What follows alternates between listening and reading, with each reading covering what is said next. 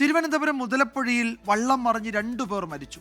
അഞ്ചുതെങ്ങ് സ്വദേശി Michael Joseph എന്നിവരാണ് മരിച്ചത്. 5 പേർ പോയ വള്ളമാണ് അപകടത്തിൽപ്പെട്ടത്. മറ്റ് ആ വള്ളത്തിലുണ്ടായിരുന്ന മറ്റുള്ളവരെ രക്ഷപ്പെടുത്തുകയും ചെയ്തിട്ടുണ്ട്. ആ സമയത്ത് അവിടെ എന്താണ് സംഭവിച്ചത് എന്നത് സംബന്ധിച്ച ചില ദൃശ്യങ്ങൾ പുറത്തു വന്നിട്ടുണ്ട്. ആ ദൃശ്യം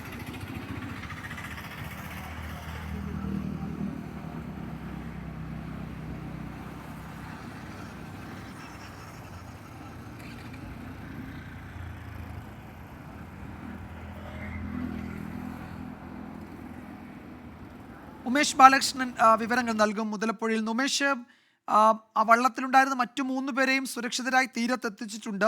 അവരുടെയൊക്കെ ആരോഗ്യനില സംബന്ധിച്ച് എന്താണ് വിവരം?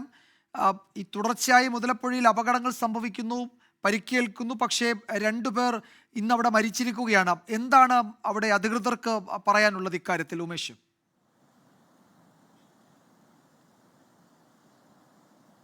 വിജയകുമാർ, തുടർച്ചയായി മുതലപ്പുഴയിൽ വീണ്ടും അപകടങ്ങൾ തുടരുകയാണ്. കഴിഞ്ഞ ദിവസം, അതായത് ശനിയാഴ്ചയാണ് മറ്റൊരു അപകടം ഉണ്ടായത്.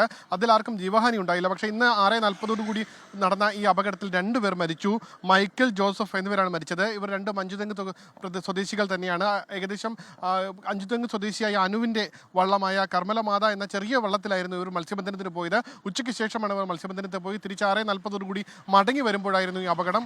ഈ പുഴയ്ക്ക് സമീപത്ത് ഈ നേരത്തെ മൺതിട്ടയുണ്ടായിരുന്നു. ആ മൺതിട്ടയ്ക്ക് സമീപമായിരുന്നു. പൂർണ്ണമായി മാറ്റിയിട്ടില്ല എന്നാണ്, പൊഴി മുറിച്ചത് അല്ലാതെ മൺതിട്ട ഉണ്ടായിരുന്നില്ല എന്നാണ് പ്രദേശവാസികൾ പറയുന്നത്.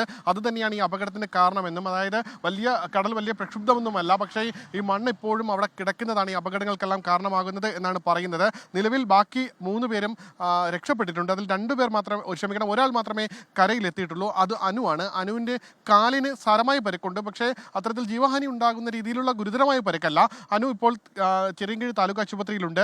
മറ്റു 2 പേർ, അതായത് ജിനു, സുജിത്ത് എന്നിവർ ഇപ്പോഴും കടലിൽ തുടരുകയാണ്. ഇവർ മറ്റൊരു വള്ളത്തിൽ നീന്തി കയറി. അതിനുശേഷം ഇവർ സഞ്ചരിച്ചിരുന്ന വള്ളം അത് ഇപ്പോൾ ഉയർത്തി തിരികെ കരയിൽ എത്തിക്കാൻ കഴിയുമോ എന്നുള്ള സാഹചര്യം നോക്കുകയാണ്. അങ്ങനെയാണ് അവർ 2 പേരും ഇപ്പോഴും കടലിൽ തുടരുന്നത്. എന്തായാലും ദാരുണമായ സംഭവം, 2 പേരുടെ ജീവൻ വീണ്ടും മുതലപ്പുഴയിൽ പൊഴിഞ്ഞിരിക്കുന്നു. വിജയകുമാർ.